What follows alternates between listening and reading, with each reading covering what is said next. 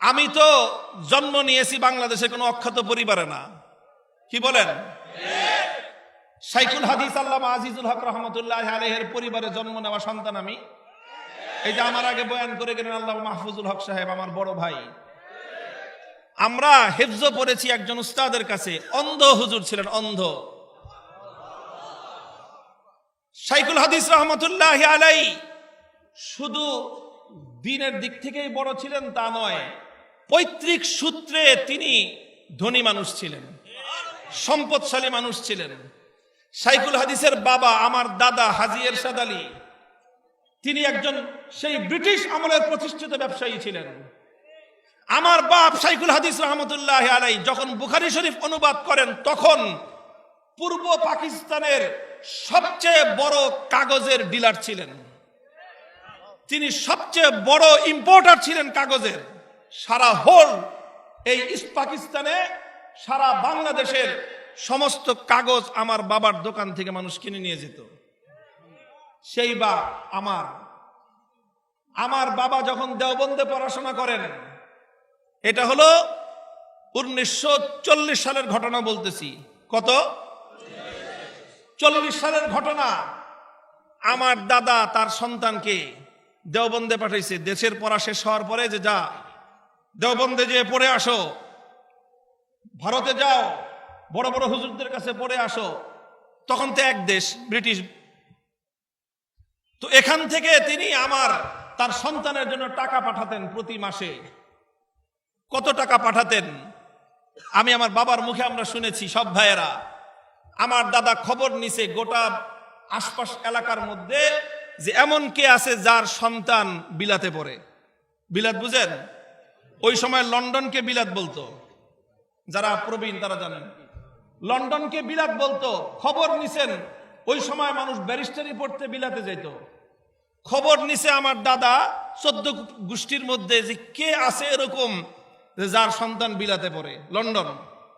তো পাইছে এরকম একজন যে গেছে, জিজ্ঞেস করছে, তুমি যে তোমার ছেলেরে লন্ডনে পাঠাইছো ব্যারিস্টারি পড়াইতে, মাসে কত টাকা পাঠাও?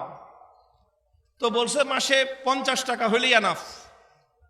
ওই সময় তো ব্রিটিশ আমল, আজ থেকে 80 বছর আগের কথা বলতেছি। 80 বছর আগে 50 টাকা হলে রাজার হালে চলতে পারে। আমার দাদা এসে সিদ্ধান্ত নিয়েছে, আমি আমার সন্তানকে মওলানা হওয়ার জন্য প্রতি মাসে 100 টাকা পাঠাবো। 100 টাকা করে প্রতি মাসে রেজিস্ট্রি ডাকে পাঠাতেন, নরমাল ডাকে না। আজিজুল হকের নামে যখন 100 টাকা নিয়ে যেত দেওবন্দের পোস্ট অফিস, এটার মধ্যে হালচাল হয়ে যেত যে 100 টাকা পাঠায়, এটা কোন শিল্পপতি, কোন বাপের বেটা। একটা মানুষের তখন চলার জন্য মাসে 5 টাকা যথেষ্ট ছিল। একদম সাবলীল ভাবে 5 টাকা দিয়ে ভালো ভালো বড়লোক এবং আপনার ফ্যামিলির যারা ধনাঢ্য ফ্যামিলির ছেলেরা অনেকেই পড়াশোনা করতো। মাসে কত খরচ? 5 টাকা। ওই যুগে আমার দাদা তার সন্তানের জন্য পাঠাইতেন 100 টাকা। 100 টাকার প্রয়োজন আছে এই জন্য না, তার মনের মধ্যে একটা কথা ছিল, ইলমে দ্বীনের প্রতি একটা আজমত ছিল যে তুই বেটা তোর সন্তানকে যদি ব্যারিস্টারি পড়াইতে 50 টাকা দিতে পারোস, আমি আমার সন্তানকে কোরআন হাদিস পড়ানোর জন্য 100 টাকা দিব। সেই বাপের ঘরে জন্ম নিয়েছি। আমার বাপ যখন ঢাকায় মাদ্রাসায় পড়তে আসছে, মাদ্রাসায় বড়কাটরা মাদ্রাসায় পড়তে আসছে, আমার দাদা বলছে, বাড়ি ছিল ব্রাহ্মণবাড়িয়া, ছেলে ঢাকায় থেকে পড়াশোনা করবে। শামসুল হক ফরিদপুরি, হাফিজ জি হুজুর, পীর জি হুজুর, ওনারা ব্রাহ্মণবাড়িয়া থেকে ঢাকায় চলে আসছেন, ছাত্র হুজুরের সাথে ঢাকায় চলে আসছে। দাদা বলছে পোলা ঢাকায় থেকে পড়বে, কষ্ট হবে, বাড়ির মাদ্রাসার কাছে বাড়ি কিনছে। এই যে চকবাজার সোয়ারি ঘাটে আমার দাদার কেনা বাড়ি ছিল, আমার বাবা যেন বাড়ির থেকে মাদ্রাসার কাছাকাছি থেকে পড়াশোনা করতে পারে। এই গল্পগুলো গাল গল্প শোনানোর জন্য বলতেছি না, বলতেছি সেই বাবার ঘরে। তারপরে আমার বাবা নিজে এত বড় ব্যবসা করেছেন। ঢাকা সিটির মধ্যে সবচেয়ে প্রথম যে পেট্রোল পাম্প, ঢাকা সিটির মধ্যে the oldest petrol pump in Dhaka city, মৎস্য ভবনের কোনায়, মৎস্য ভবন, ওই যে মৎস্য ভবনের কোনায় যে পেট্রোল পাম্পটা, এটা হলো ঢাকা শহরের প্রথম পেট্রোল পাম্প। আর কেউ কেউ বলে ওই যে আরেকটা আছে হলো সদরঘাটের ওই যে ভিক্টোরিয়া কলেজের পার্কের কোনায়, এই দুইটা কাছাকাছি সময়ে ওরা বলে ওটা আমাদেরটা প্রথম আর এরা বলে আমাদেরটা প্রথম। যাই হোক, ধরে নেন কাছাকাছি। এই পেট্রোল পাম্প এটা আমার বাবার হাতে প্রতিষ্ঠিত। শাইখুল হাদিস রহমতুল্লাহ আলাইহির মালিকানাধীন পেট্রোল পাম্প হলো এই মৎস্য ভবনের কোনার পেট্রোল পাম্প।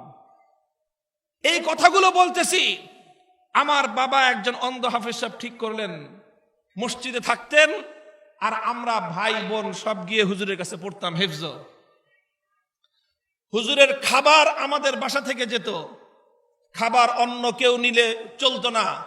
আমরা পালাক্রমে ভাইরা মা বেড়ে দিতেন, আমরা ভাইরা নিজ হাতে নিয়ে হুজুরের কাছে খানা পৌঁছে দিতে হইতো। বলতো আমার আব্বা যে খাবার হুজুরের খাবার নিজে দিয়ে আসবা নিজ হাতে। আমরা নিজেরা, আমি মাহফুজুল হক সাহেব, আমার বড় ভাই, আমরা নিজেরাই টিফিন ক্যারিয়ার করে হুজুরের বাসায় হুজুরের ঘরে নিয়ে খাবার দিয়ে আসতাম। টিফিন ক্যারি ধুয়ে পরিষ্কার করে দিতাম।